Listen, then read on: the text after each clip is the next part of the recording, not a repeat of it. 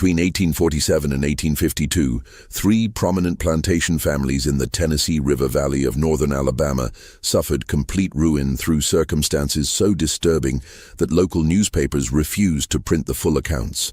23 people died across these estates, some from fever, others from accidents that defied explanation, and several under conditions the county coroner described only as unnatural cessation of vital functions.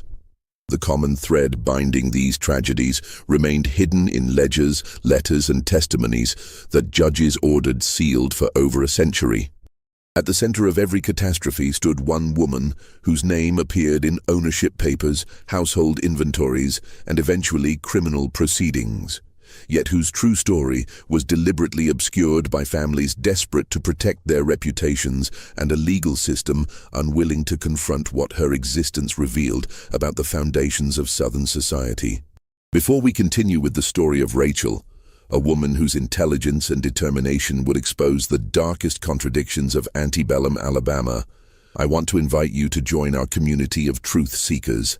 Subscribe to Liturgy of Fear and hit that notification bell so you never miss these hidden chapters of American history. And please leave a comment telling us what state or city you're listening from. We love knowing where our audience connects with these forgotten stories. Now let's discover what really happened in those plantation houses along the river. What began as a routine estate transaction in the spring of 1847 would set in motion a sequence of events that three families tried desperately to stop, even as they found themselves powerless against forces they themselves had created. Limestone County in northern Alabama had prospered through the 1840s on cotton cultivation, with the Tennessee River providing convenient transport to markets in New Orleans. Three families dominated the social landscape of the county's eastern townships. The Rutledge family owned Fairmont, a 2,400-acre plantation worked by 87 enslaved people. Samuel Rutledge had arrived from South Carolina in 1838 with family money and connections to the state legislature. His wife, Catherine, came from Virginia with pretensions to aristocracy. Their household included 3 children, 2 sons at university and a daughter, Lydia, 19 years old, and attracting attention from neighboring planters' sons. 5 miles upriver, James Haverhill maintained Riverside, a slightly smaller but more modern establishment.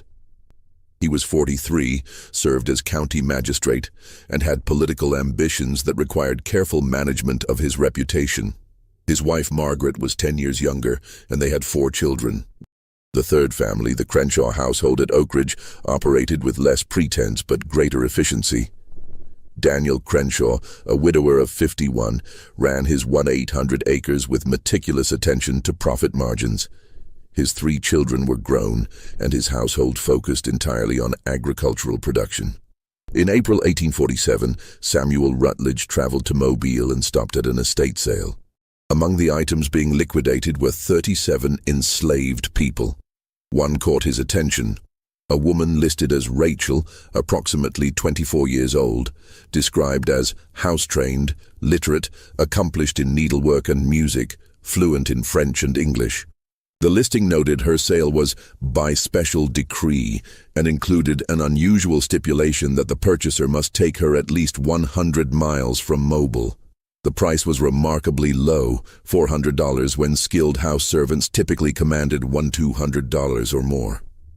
Rutledge's interest was practical. His wife needed someone capable of training their daughter in social accomplishments. A French-speaking, educated servant would address that need while serving as a status symbol. The low price and distance requirement suggested complications, but the auction agent assured him it was merely an estate technicality. Rutledge purchased Rachel and arranged transport to Limestone County. When she arrived at Fairmont 3 weeks later, Catherine expressed satisfaction. Rachel was tall, light brown skin, and carried herself with unusual composure. She spoke with appropriate deference and demonstrated immediate competence. Catherine assigned her to work with Lydia, teaching French conversation and needlework refinement. For 6 weeks, everything proceeded smoothly. Rachel proved exactly as advertised: quiet, efficient, remarkably skilled at managing household dynamics. But by June, changes appeared. Lydia Rutledge began spending excessive time with Rachel, often whispering and falling silent when others approached. The household atmosphere shifted subtly. Conversations became stilted. Servants seemed tense.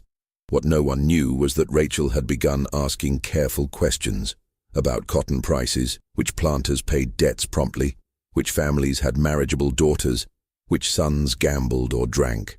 Each question seemed innocent in isolation, but Rachel was assembling a detailed map of power relationships in Limestone County.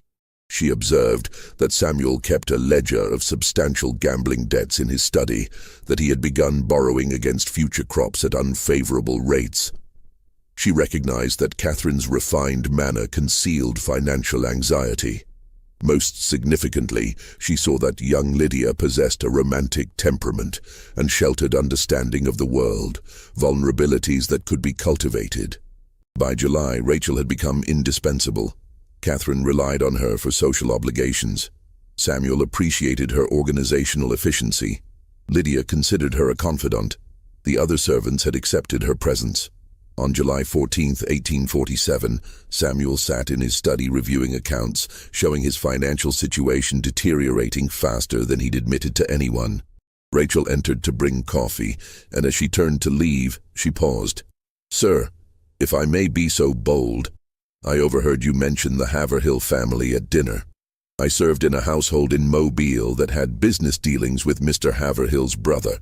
There are matters concerning that family's finances that you might find valuable to know."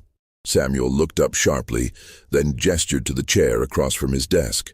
Rachel sat and began speaking about Haverhill's business affairs, specific details about failed speculations, concealed debts, partnerships with questionable men. She presented these facts without emotion, like reciting inventory. Samuel should have questioned how a house servant possessed such intelligence. He didn't. The information was too valuable, his desperation too acute. Over the next hour, her answers were consistently specific and verifiable. By the time she left, Samuel had decided to use Rachel's information to force Haverhill into a business arrangement that would solve his financial crisis.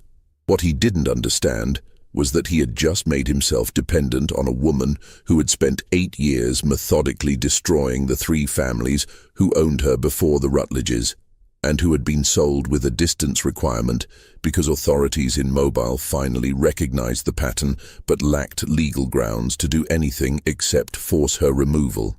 The storm that broke over Fairmont that night split the oak tree near the main house down the center. July 14, 1847, marked the beginning of a sequence of tragedies that would eventually require intervention by the state legislature and create legal precedents concerning the prosecution of enslaved people for crimes that existing law could barely conceptualize. Samuel Rutledge initiated his plan with confidence born of desperation. On July 22nd, he called upon Haverhill under pretense of discussing equipment investments. After formalities, Rutledge mentioned disturbing rumors about land speculations Haverhill had undertaken in 1845, including specific details that made clear his knowledge was precise. Haverhill's hands tightened on his chair. The information was accurate, and concerned matters he'd assured everyone had concluded without loss. If word spread that he'd acted dishonorably, his magistrate position would become untenable. Rutledge proposed a cotton factoring partnership with terms that would be mutually protective of both our interests and reputations. It was extortion, dressed as commerce. Haverhill understood immediately. After 30 minutes maintaining friendly pretense, they reached agreement. Haverhill would invest $3,000, solving Rutledge's debt crisis, and Rutledge would advocate for Haverhill's political aspirations. Rutledge left convinced he'd secured his family's future. He didn't question how Rachel obtained the information. Rachel received news of his success with quiet satisfaction, not mentioning that the intelligence came from entirely different sources. Months of careful listening among enslaved people who moved between plantations carrying news white families never imagined reached beyond their households. The other servants noticed Rachel's elevated position. The cook, Bess, watched with unease. "That woman ain't right," she told others. I seen this before down in Mobile. Had a cousin worked for a French family there, told me about a woman like her. Said 3 families broke apart, people died, and nobody could prove nothing. The others dismissed Bess's concerns. Rachel had done nothing wrong. She'd simply earned the master's trust. What they didn't know was that Rachel had begun the second phase, involving young Lydia Rutledge. Throughout August, Rachel continued lessons with Lydia, but subtly introduced new topics. She spoke about limitations placed on women in Southern society, about injustices of a system treating both enslaved people and planter-class women as property to be managed by men. She described parallels between a slave who could be sold and a daughter who could be married off to settle debts. Lydia had never heard such talk. Rachel's words articulated feelings Lydia experienced but never voiced. Resentment at having no control over her future. Frustration at being valued for marriageability. "Your father is negotiating your future like a business transaction," Rachel told her one afternoon. "He has decided you will marry the Crenshaw boy to secure a partnership. Have you been consulted?" "How do you know this?" Lydia whispered. "I see the letters in your father's study. The Crenshaw boy drinks too much and has gambling debts. But your father needs the capital, so your preferences don't matter." This wasn't entirely accurate. No firm arrangements existed, but Rachel presented speculation as fact, knowing Lydia couldn't distinguish between them. "I don't love Thomas Crenshaw," Lydia said. "Love is not a consideration in these arrangements. You are inventory, Miss Lydia. Valuable inventory, but inventory nonetheless. In that regard, we are not so different, you and I." Over following weeks, Rachel built Lydia's sense of injustice while offering sympathetic understanding.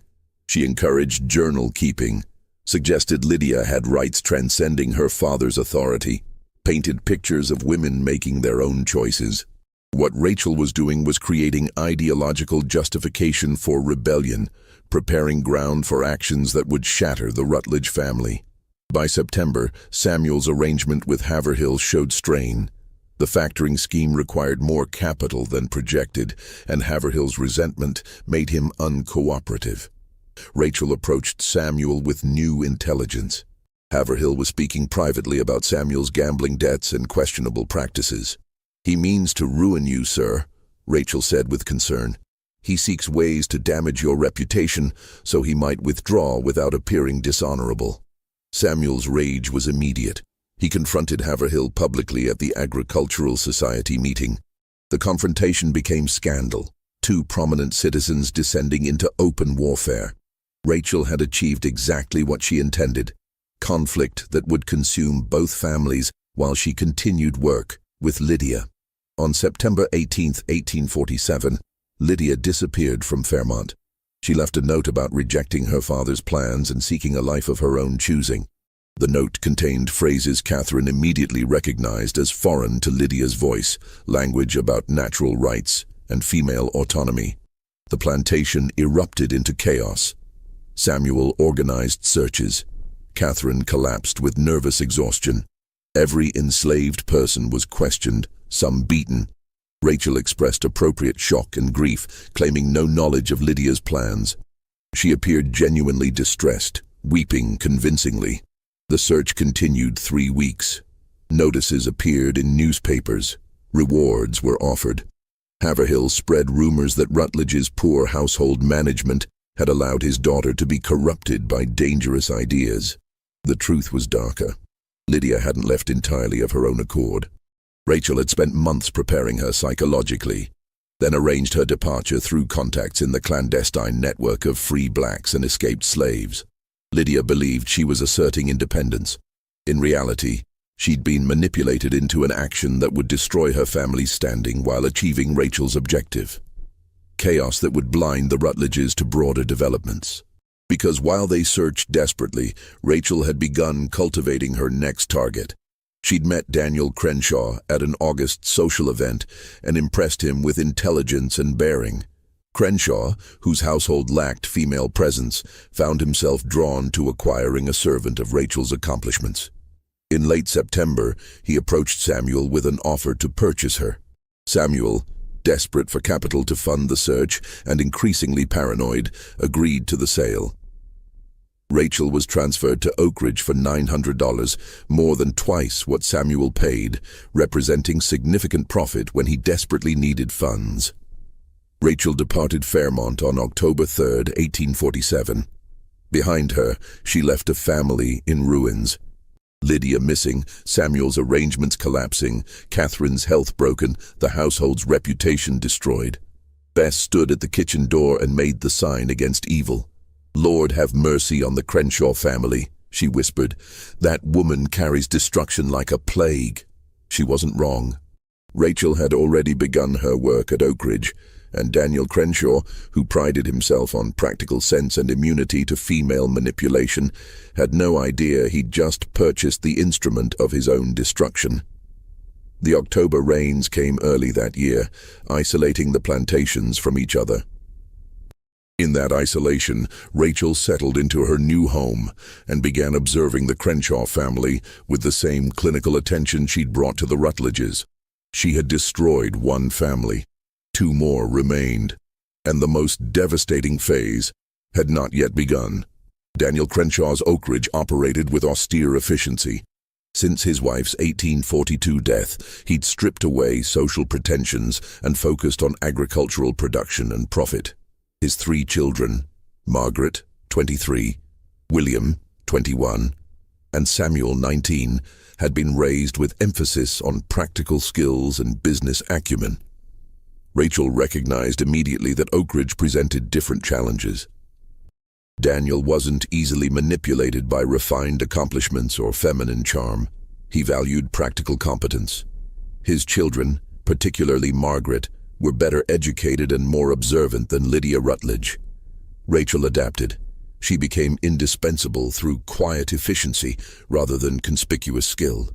She managed accounts with meticulous accuracy, identified expense reductions, demonstrated understanding of agricultural economics. Within weeks, Daniel found himself consulting her on matters beyond household management: crop rotation, cotton market trends, equipment purchases. This troubled Margaret, who'd managed the household since her mother's death and resented displacement by a new servant. Margaret was intelligent and practical like her father, but she also possessed something others lacked: suspicion of Rachel's too perfect competence. "Father, do you not find it strange," Margaret said one November evening, "that this woman possesses education far exceeding what one would expect from someone sold at such low price?" The Rutledge catastrophe began shortly after they acquired her. Perhaps that is coincidence, but perhaps not. Daniel dismissed his daughter's concerns. The Rutledge catastrophe resulted from Samuel's poor business practices. "Rachel has been nothing but an asset. I'll not indulge in female hysteria about coincidences." Margaret said nothing further but began watching Rachel closely. She noticed small things: how Rachel's eyes tracked conversations, the subtle questions she asked field workers, the careful attention to correspondents and visitors.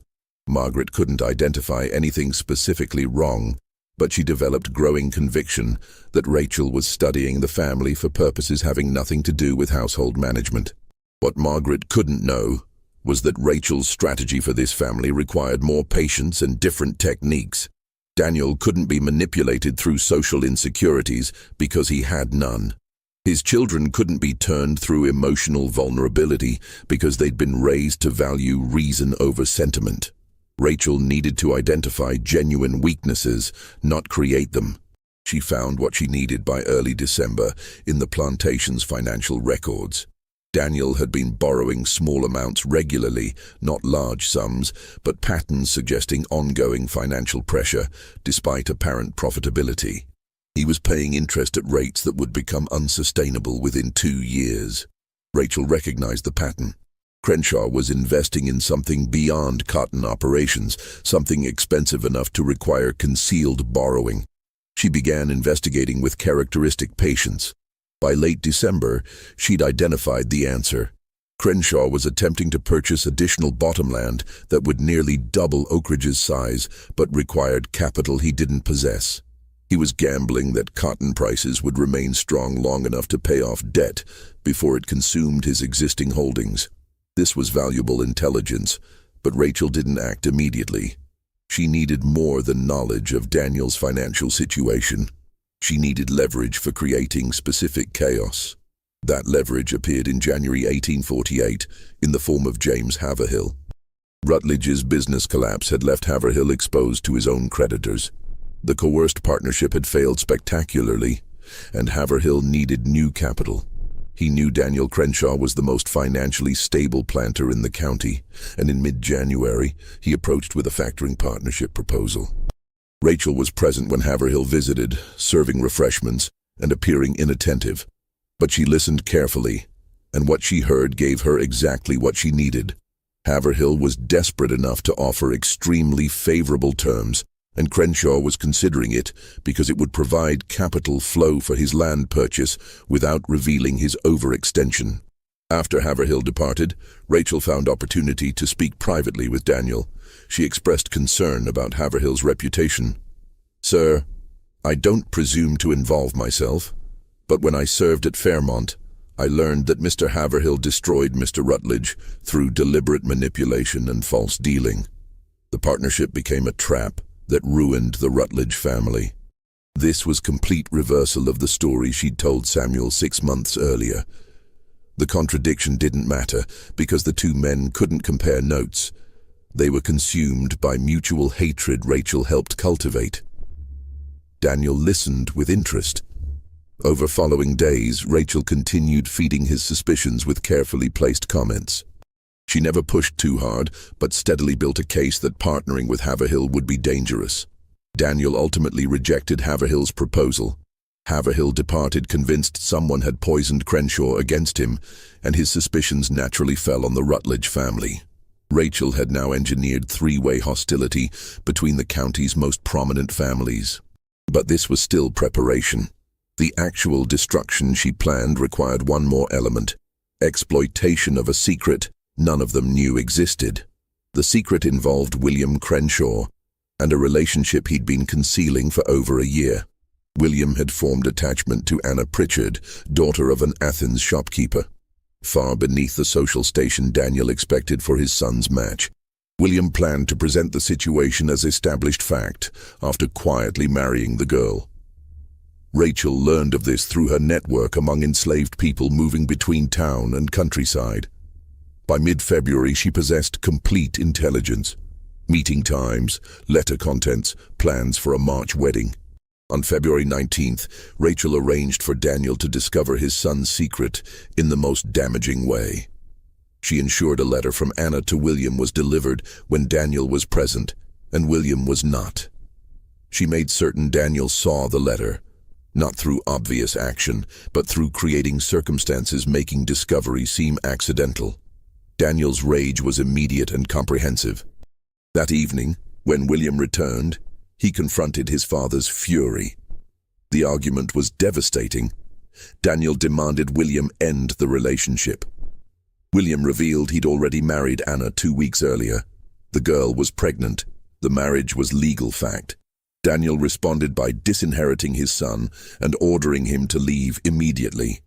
William departed that night, expelled from his family and stripped of expected inheritance. Margaret and Samuel tried mediating, but their father was implacable. Rachel watched these events with satisfaction. The Crenshaw family was now fractured. Daniel's reputation for practical wisdom was damaged. The family's internal unity, its greatest strength, had been shattered. But Rachel wasn't finished. The Crenshaw family's destruction required external pressure exploiting the fractures she'd created. That pressure arrived in March 1848.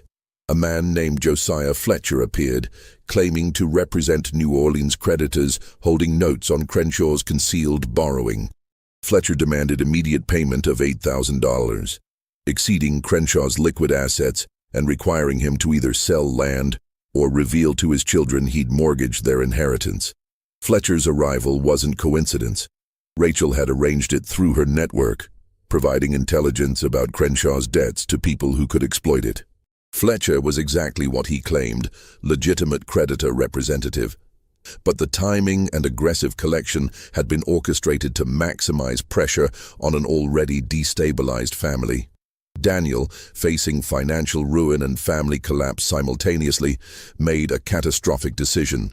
He would pay the debt by selling a significant portion of his enslaved workforce, 20 people, including families who'd worked at Oak Ridge for over a decade. The sale took place March 28, 1848, conducted rapidly without regard for keeping families together. The enslaved community watched families torn apart, parents separated from children. Rachel observed with no visible emotion. She'd caused this deliberately, with full understanding of the human cost. 20 lives destroyed to serve her larger purpose, complete dismantling of the Crenshaw family's position. Margaret was present at the auction, and for the first time, she saw Rachel's face slip momentarily. Not emotion, but calculation. Margaret recognized that Rachel had orchestrated everything. Her brother's expulsion, her father's financial crisis, the brutal auction.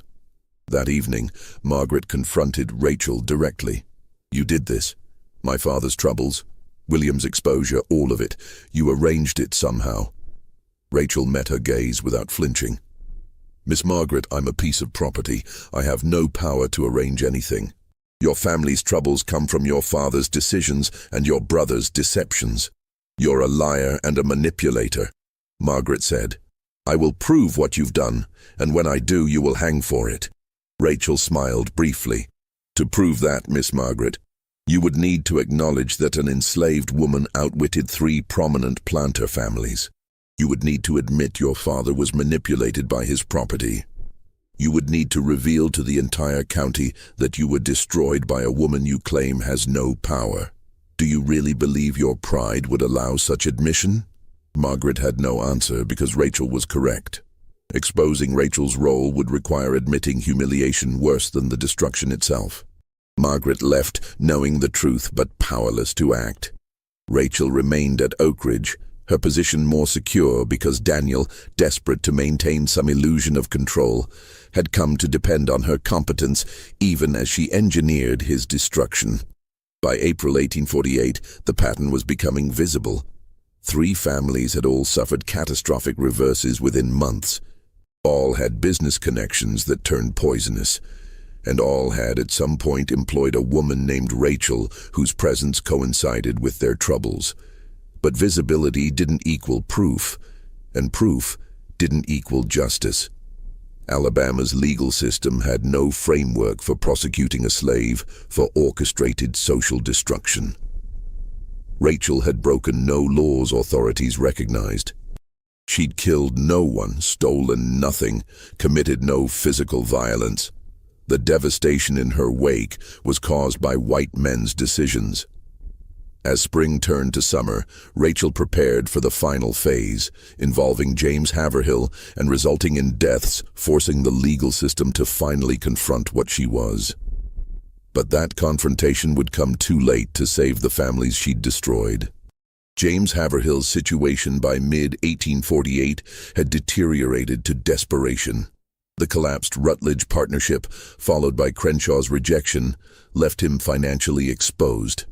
Riverside was barely operational. He needed capital quickly before whispers became common knowledge, completing his ruin. In June, Edmund Fairbanks, a cotton factor from Mobile, expressed interest in forming partnerships with local planters. Haverhill saw salvation. Fairbanks had capital and European market connections. A partnership would solve his crisis and potentially restore his reputation.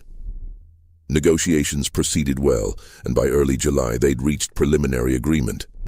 During Fairbanks's visit, Haverhill mentioned needing capable household management. Fairbanks suggested his factor's office might help locate suitable servants. As they discussed this, Crenshaw's name came up. "Crenshaw has an unusual servant," Haverhill said. "A woman named Rachel, highly educated and competent. She's said to have almost supernatural abilities in household management and business affairs." Fairbanks expressed interest, and Haverhill arranged a visit to Oak Ridge. When they arrived, Rachel was summoned. She performed exactly as expected, answering questions about cotton markets with sophisticated understanding, displaying fluency in French and impressive mathematical skills. What happened next took place in a private conversation between Fairbanks and Rachel with no witnesses. According to Fairbanks's later testimony, Rachel requested a few minutes on a delicate business matter. She revealed details about Haverhill's financial situation far beyond what he'd disclosed. The full extent of debts, weakness of collateral, and information suggesting he'd systematically defrauded previous partners. She spoke like a lawyer presenting a case, Fairbanks later told investigators. She had specific facts, dates, amounts. She told me Haverhill was trying to trap me in a partnership, making me responsible for his debts while he extracted my capital. She said she was telling me this because she recognized I was an honest businessman being deceived. Fairbanks, shaken, demanded Haverhill provide documentation refuting Rachel's claims. Haverhill couldn't because the claims, while exaggerated, were rooted in enough truth that complete refutation was impossible. The partnership collapsed immediately. Word soon spread that James Haverhill was a man to avoid. Haverhill's rage when he learned Rachel sabotaged his last chance was volcanic. He confronted Crenshaw, demanding the woman be punished. Crenshaw, who had his own reasons to be wary but couldn't admit being manipulated by his property, defended her actions. The argument became public spectacle. Both men said things that couldn't be unsaid. By the time they separated, any cooperation possibility was permanently destroyed. Rachel had now orchestrated complete hostility between three powerful families. But she'd also drawn direct attention to herself as an actor rather than peripheral presence. Margaret Crenshaw's suspicions were now shared by others. Haverhill began making inquiries about Rachel's history, tracing her previous ownership back to Mobile. What he discovered was disturbing. Rachel had been owned by French Creole planter Louis Delacroix, but circumstances of that ownership were wrapped in rumors and sealed legal proceedings. Haverhill learned Delacroix's family had been destroyed by business failures and personal tragedies between 1843 and 1846. Before Delacroix, Rachel had been owned by the Beaumont merchant family, which also suffered catastrophic losses. Before the Beaumonts, records showed ownership by the Robichaud plantation family in southern Louisiana, ruined by events in the early 1840s. The pattern was clear. Every family owning Rachel suffered complete destruction within 2 to 3 years. Haverhill brought this to County Sheriff Thomas Yarborough, demanding investigation. Yarborough listened and was troubled but faced immediate legal difficulties. "Mr. Haverhill, what exactly are you accusing this woman of? She hasn't stolen anything, poisoned anyone, physically harmed anyone. You're describing business failures and family troubles that happened to people who owned her. That's not a crime under any law I know." "She orchestrates disasters," Haverhill insisted. "She studies families, identifies weaknesses, then deliberately causes their destruction through manipulation and damaging intelligence. Even if I could prove that, which I can't, there's no statute making such behavior criminal. You're asking me to prosecute a piece of property for being smarter than the white men who owned her." This was the fundamental legal problem that would plague all subsequent attempts to address Rachel's actions. The law recognized slaves as property without agency. It could punish physical crimes, but had no framework for addressing sophisticated psychological manipulation. Frustrated, Haverhill took different approach. In August 1848, he offered to purchase Rachel from Crenshaw for $2,500, a substantial sum indicating his obsession with controlling or destroying her. Crenshaw refused. Haverhill then attempted to have Rachel forcibly seized on grounds she was dangerous property threatening public safety. He presented a petition signed by himself and several planters, requesting the court order Rachel's removal from Limestone County. Judge Horace Pemberton reviewed and denied it on grounds no specific crimes or threats could be documented. "Gentlemen," Judge Pemberton said, "you are essentially asking me to banish a slave because she is intelligent and because families who owned her made poor business decisions. If intelligence in slaves is grounds for removal, we would need to banish half the skilled workers in this county." This legal defeat pushed Haverhill toward catastrophic actions. If law wouldn't address Rachel, he would take matters into his own hands. In September 1848, he arranged for 4 men to travel to Oak Ridge and forcibly abduct Rachel for transport to Texas, where her history wouldn't be known. The abduction attempt occurred September 14th night. The 4 men approached Oak Ridge intending to seize Rachel from servants' quarters. What they didn't know was that Rachel had anticipated exactly such an attempt. The enslaved community had been warned. When the men arrived, they found not an undefended servant, but coordinated response from field workers armed with farming implements. The confrontation was brief but violent. 2 would-be abductors were seriously injured. The others fled. Daniel Crenshaw appeared with a shotgun and ordered the men off his property. Afterward, Haverhill's involvement became known through testimony from one injured man who confessed hoping for medical treatment. Haverhill was arrested and charged with attempted theft of property, specifically attempted theft of Crenshaw's slave. The irony was brutal. Haverhill, trying to protect the county from what he saw as dangerous threat, now faced criminal charges. Rachel, who'd orchestrated much chaos, was legally the victim. But Rachel wasn't content with this outcome. The abduction attempt had given her an opportunity she'd been waiting for.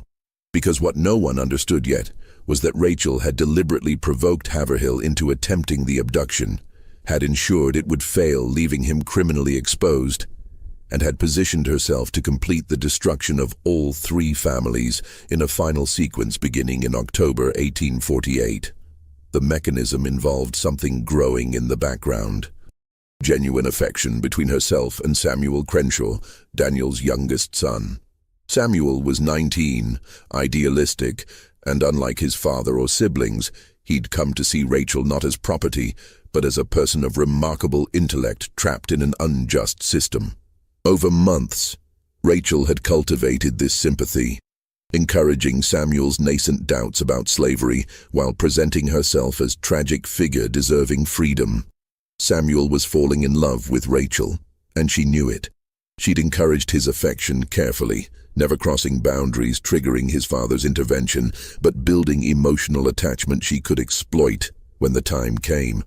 That time arrived in late October, when she told Samuel that Haverhill's associates were planning another abduction attempt, this time intending to kill her to prevent testimony in Haverhill's trial.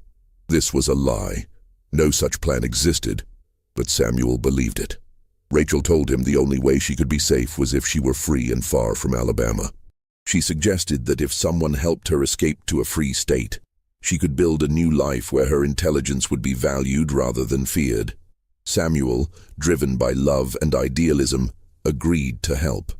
He began making arrangements to transport Rachel north through anti-slavery sympathizers. He gathered supplies, planned routes, prepared to accompany her. He was committing crimes, theft of his father's property, conspiracy to violate fugitive slave laws, but he justified these through love and moral conviction. Rachel allowed these preparations to proceed exactly to the point she desired.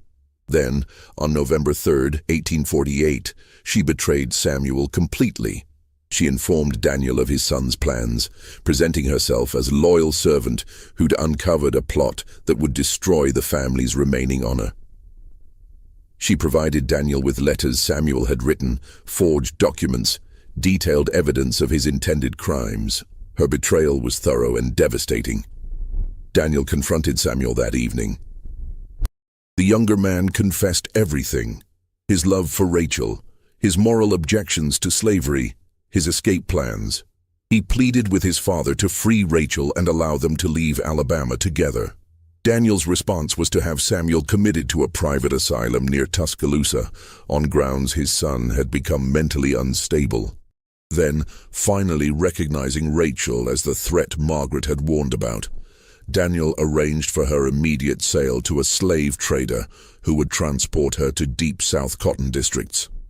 The sale took place November 8th. Rachel was chained and placed in a coffle with 15 others being transported to Mississippi.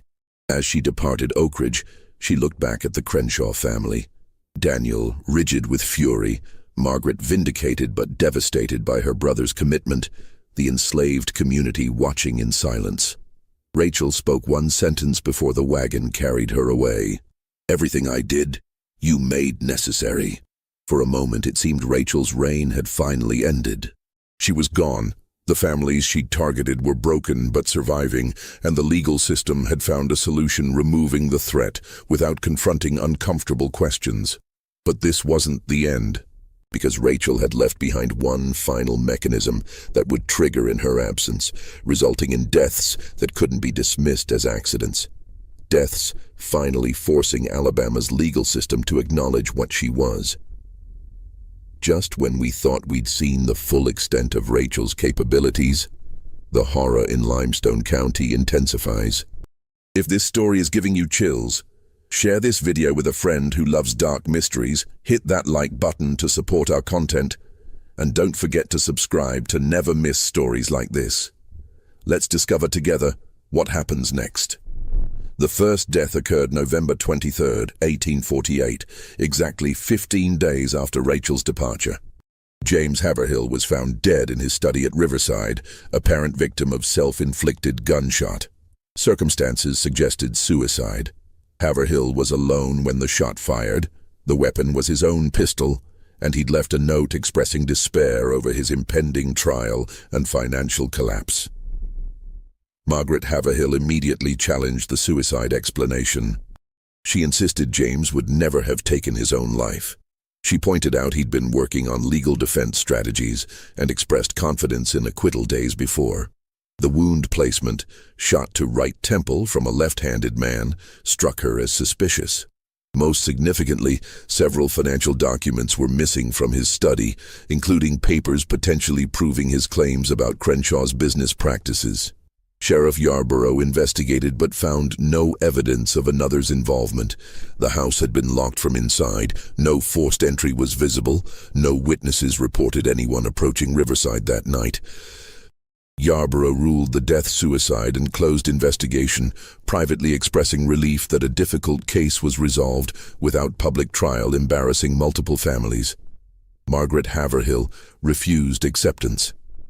She hired a private investigator from Huntsville, former Pinkerton agent Abraham Cornwall, and directed him to examine not just her husband's death, but the entire pattern of disasters afflicting 3 families. Cornwall was methodical. He interviewed servants from all households, reviewed business records, traced Rachel's history to Louisiana, constructed a timeline clearly showing her presence at every catastrophe's center. Cornwall's December report was damning in conclusions but frustrating in legal implications. The woman called Rachel has systematically destroyed the Robichaux, Beaumont, Delacroix, Rutledge, and Crenshaw families through psychological manipulation, strategic provision of damaging intelligence, and deliberate exploitation of vulnerabilities. However, she has committed no acts that Alabama law recognizes as crimes. She has provided advice freely accepted by white men acting on their own authority. She has revealed information that was already true, not fabricated. In short, she has operated entirely within the narrow range of agency that law permits to enslaved persons while using that agency with devastating effectiveness. Regarding Haverhill's death, Cornwall reached disturbing conclusion. While I cannot prove murder, circumstances suggest careful planning by someone intimately familiar with Haverhill's habits, Riverside's layout, and timing necessary to make murder appear as suicide. That Rachel was not physically present is irrelevant if she arranged for another party to act, or if she set in motion psychological pressures leading Haverhill to actually take his own life. Margaret Haverhill brought Cornwall's report to Judge Pemberton, demanding action. The judge agreed Rachel represented unique threat, but remained stymied by legal constraints. Mrs. Haverhill, even accepting every conclusion in this report, what charge would I bring? She was in Mississippi when your husband died. I would need evidence of specific communications planning the act. The law has no category for what this woman has done. While Margaret Haverhill fought her legal battle, the Crenshaw family struggled with crisis. Samuel remained confined to the asylum, where doctors reported he'd become withdrawn and uncommunicative. Daniel visited once in December and was disturbed to find his son apparently broken, sitting silently, responding with single words, showing no interest in anything. Margaret Crenshaw, who'd warned her father from the beginning, watched her family's disintegration with bitter vindication. She joined forces with Margaret Haverhill in petitioning the state legislature to create new statutes addressing crimes of psychological manipulation by enslaved persons. The petition gained some support but encountered significant opposition from planters recognizing dangerous implications. If law acknowledged enslaved people could commit crimes through intelligence rather than physical action, it implicitly acknowledged their agency and rationality, qualities the entire slavery system depended on denying. This debate was ongoing when the second death occurred. On January 17, 1849, Daniel Crenshaw was found dead in the cotton gin house at Oak Ridge. The machinery had apparently activated while he was inside conducting maintenance, crushing him. The death was ruled accidental, but Margaret Crenshaw knew immediately this was murder. Her father had been careful around machinery his entire life. The gin's activation required deliberate action. Moreover, someone had been at Oak Ridge that day, a former field hand sold away months earlier, who'd returned claiming to deliver a message from the trader, now owning Rachel. Margaret reported suspicions to Yarborough, who investigated reluctantly. He found no evidence of tampering. The former field hand couldn't be located. He'd disappeared immediately after delivering his message. The Mississippi trader, contacted by telegraph, denied sending any messenger and denied Rachel made any such arrangement. Yarborough closed investigation with visible frustration. "Miss Crenshaw, I believe your father was murdered, and I believe Rachel arranged it somehow, but I cannot prove it. The law requires evidence, and all I have is suspicion and a pattern explaining nothing in legal terms." The two Margarets now joined forces completely. They pooled resources and hired Cornwall to conduct exhaustive investigation, focused on one question: where was Rachel, what was she doing, and could they find evidence definitively connecting her to murders? Cornwall traveled to Mississippi in February 1849 and located the plantation where Rachel had supposedly been taken. What he discovered was disturbing. Rachel had been at that plantation exactly 8 days, then was sold again to a trader heading to Arkansas. Cornwall tracked her through 3 more transactions over 4 months, always arriving weeks after she'd departed. Finally, in March 1849, Cornwall found her. She was now property of a planter in eastern Texas named Henry Dalton. Cornwall requested permission to interview the enslaved woman for Alabama legal proceedings. Dalton, intrigued, agreed. Cornwall's interview with Rachel lasted 2 hours and was one of the most unsettling experiences of his career. "She answered every question," he wrote. "She provided detailed accounts of her time with each family. She explained her methods with clinical precision, how she studied each household, identified vulnerabilities, provided information calculated to create conflict, and positioned herself to maximize chaos while maintaining plausible deniability. She described psychological techniques for manipulating individuals, intelligence networks among enslaved people who moved between plantations, and long-term strategies ensuring each family's complete destruction. When I asked why she did these things, she said, "Because I could. Because they thought themselves superior in every way, but I was smarter than all of them. Because they bought and sold human beings while considering themselves civilized, and I wanted them to understand what it felt like to be destroyed by someone they considered beneath notice. Because slavery makes us enemies, and in that war I chose to fight with the only weapons available to me." I asked if she arranged the deaths. She smiled and said, "Mr. Cornwall, I was hundreds of miles away when both men died. I sent no messages, gave no instructions, took no actions that could be considered criminal. If those men died, perhaps it was through consequences of their own actions, or perhaps the people they enslaved found their own reasons to seek justice. You cannot prove I did anything, because under your law, I can do nothing. I am property." Property has no agency. Property cannot commit crimes.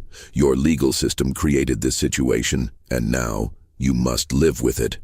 Cornwall asked Dalton to place Rachel under guard while he returned to Alabama. Dalton refused, pointing out no charges had been filed, and Rachel was his legally purchased property. Cornwall returned to Alabama in April 1849 with his report, but no prisoner. He presented findings to Judge Pemberton and a special legislative committee. The legislators listened with growing alarm. The committee debated 3 days about response. Some argued for new legislation creating crimes of seditious manipulation. Others objected. Such laws would be impossible to enforce and create dangerous precedents acknowledging slave agency. A few recognized the profound irony. The legal system had created a category of people defined as property without rationality, and now faced crisis because one demonstrated superior rationality while remaining legally powerless. The debate was unresolved when the third death occurred. On May 2, 1849, Samuel Crenshaw was found dead in his asylum room. He had apparently hanged himself using bed linens. Doctors reported his mental state had deteriorated severely and suicide had been a concern, though not considered imminent. Margaret Crenshaw received this news in a state beyond grief. Her father was dead.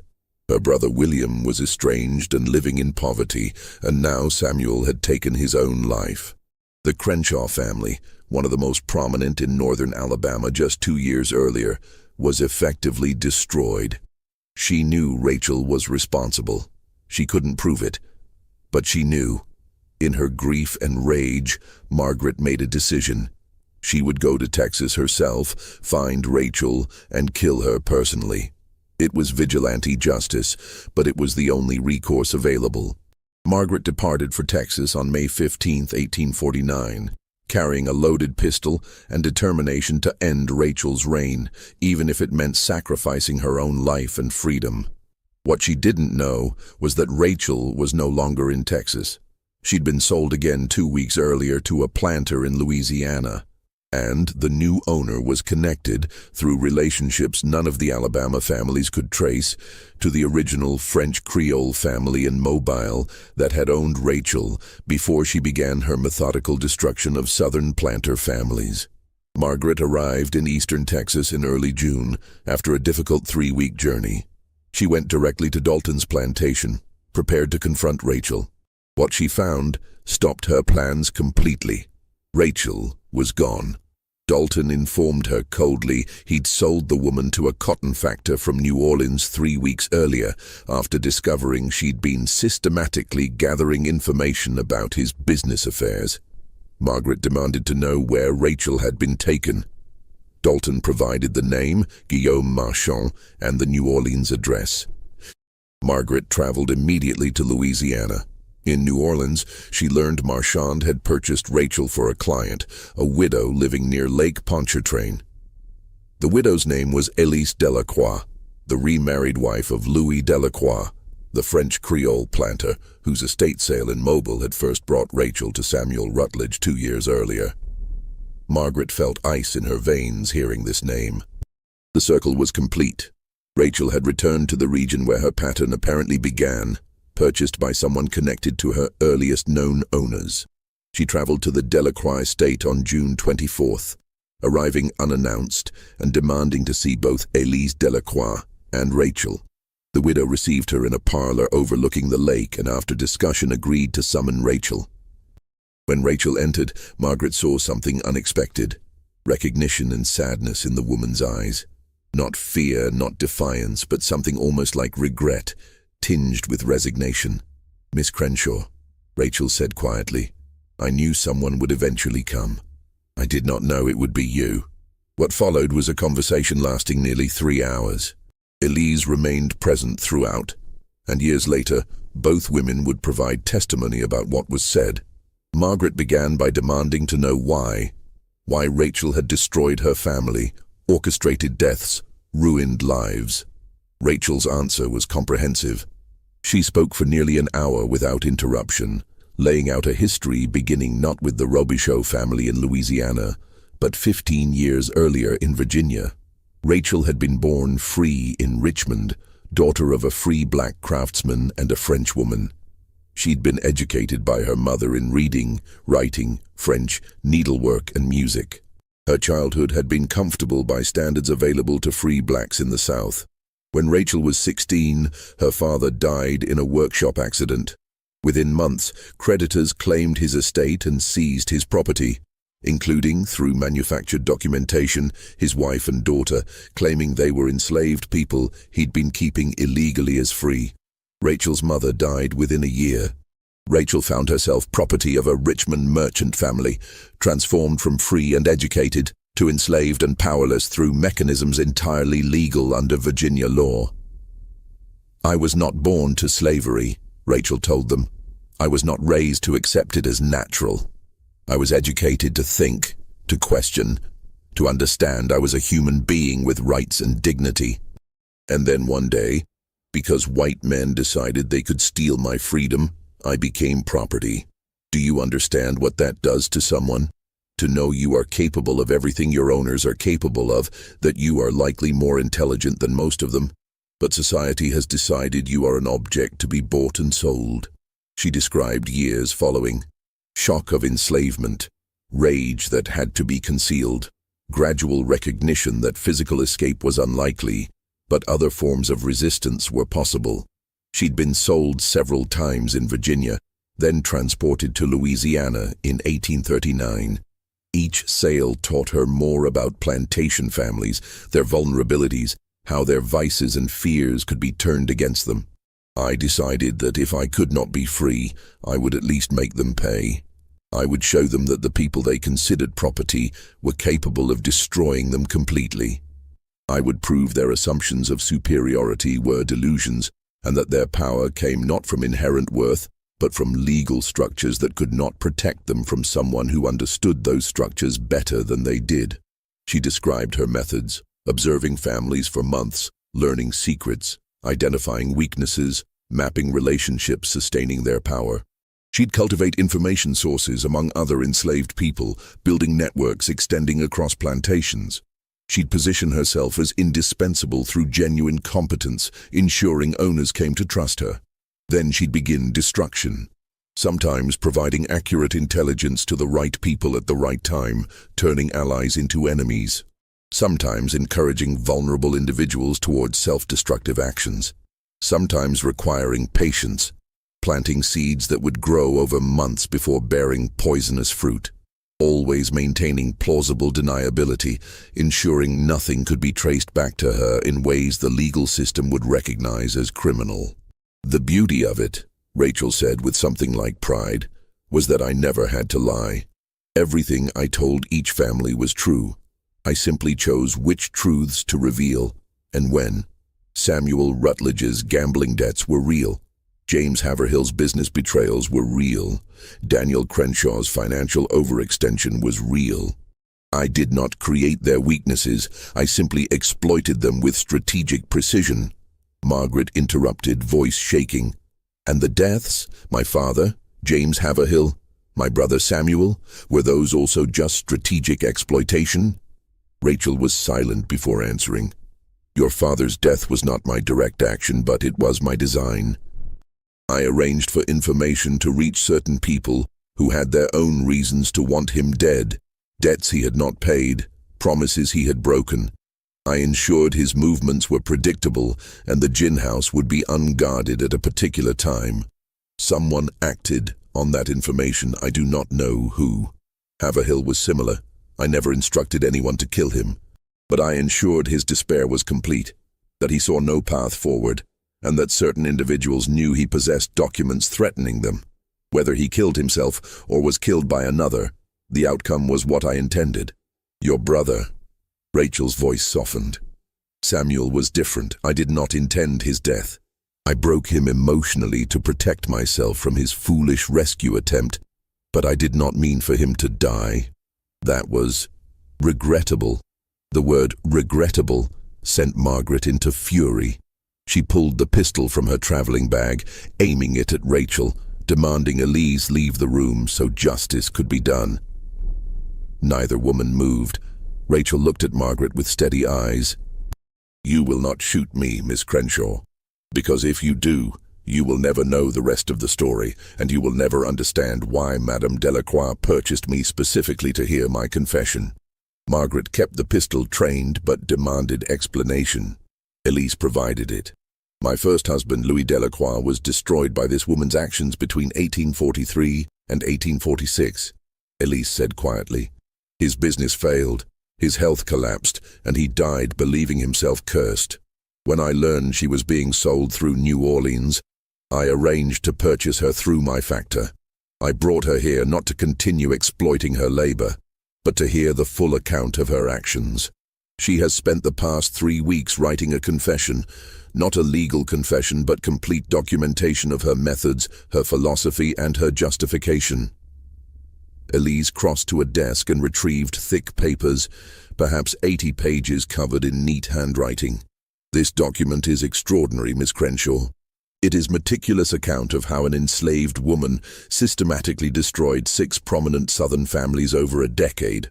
It is also devastating critique of slavery from someone who experienced both freedom and bondage, who possesses education equal to any scholar, and who used those gifts to wage war against the system that enslaved her." Margaret lowered her pistol slightly. "Why would you want such a document?" "Because I needed to understand," Elise said. "My husband was not cruel by our society's standards, yet this woman destroyed him. I needed to know whether he deserved it, whether there was moral logic to her revenge, or whether she was simply a destroyer who enjoyed causing pain." "And what did you conclude?" Elise looked at Rachel. "I concluded that slavery creates women like Rachel, and then acts surprised when they use the only weapons available to them. I concluded that a system reducing intelligent human beings to property should expect those human beings to resist in whatever ways they can. I concluded my husband's destruction was not random cruelty, but calculated warfare by an enemy he never acknowledged as human enough to be dangerous." "That does not excuse what she did," Margaret said. "It does not bring back my father or my brothers." "No," Elise agreed. "Nothing can do that. But perhaps understanding can prevent future Rachels from being created." Rachel spoke again. "Miss Crenshaw, you came here to kill me. I will not stop you if you choose, but I ask you to consider, if you kill me, you prove the system works, that white people can destroy black people who threaten them. If you let me live, you prove something more disturbing, that you cannot stop someone like me, that your legal systems are vulnerable to intelligence they refuse to acknowledge, and that slavery contains within itself the seeds of its own destruction." Margaret stood with the pistol, facing the woman who destroyed her family, and recognized she was confronting something larger than personal revenge. Rachel was not just an individual criminal. She was demonstration of fundamental instability in the entire social order. She'd proven enslaved people could be more intelligent than their owners, could manipulate the supposedly superior white race, could exact revenge that no law could prevent. Killing her would solve nothing. The knowledge she possessed, the methods she'd developed, the confession she'd written, these would not die with her. And there would be other Rachels, other intelligent enslaved people, driven to resistance by the unbearable contradiction of being treated as property while possessing full range of human capacities. Margaret lowered the pistol completely. "I will not kill you, but neither will I leave you unpunished. I will take your confession to the Alabama legislature and to newspapers throughout the South. I will make certain every slaveholder in America knows what you have done and how you did it." Rachel met her gaze steadily. "That is your right, Miss Crenshaw, but consider, if you publicize my methods, you also publicize my humanity, my intelligence, and my moral critique of the system that enslaved me. You prove we are not the childlike innocents or savage brutes your society claims. You demonstrate we are fully human, capable of sophisticated thought and strategic action. That proof may be more dangerous to slavery than any violence I could commit." The confrontation ended there. Margaret took custody of Rachel's confession. Rachel remained at the Delacroix estate, her future uncertain. Margaret returned to Alabama with the confession and began the process of bringing it to official attention. The Alabama legislature created new statutes in 1850, addressing crimes by enslaved people involving psychological manipulation. But these laws were vague, difficult to enforce, and ultimately ineffective. They acknowledged the problem Rachel represented without solving it, because the fundamental contradiction remained. Admitting enslaved people could commit sophisticated crimes required acknowledging their intelligence and agency, which undermined slavery's entire ideological foundation. Rachel herself disappeared from historical records after 1850. Whether she remained with Elise, was sold again, escaped to freedom, or died, none can be determined from available documents. She vanished into the anonymity of the enslaved population, her specific fate unknown, but her impact lasting. For the families Rachel destroyed, no legal resolution could repair the damage. Samuel Rutledge never recovered from his collapse and died in 1853. Lydia was eventually located in Ohio in 1851, living under an assumed name and refusing to return to Alabama. Margaret Haverhill remarried in 1852 and attempted to rebuild her life far from Limestone County. Margaret Crenshaw never married. She devoted remaining years to managing what was left of the estate and to private obsession with documenting what Rachel had done. In 1867, after the war ended slavery, Margaret wrote in her journal, "I have spent 18 years trying to comprehend that woman. I understand her methods now and her motivation. What I cannot reconcile is that I find myself almost admiring her, even as I hate her for what she did to my family.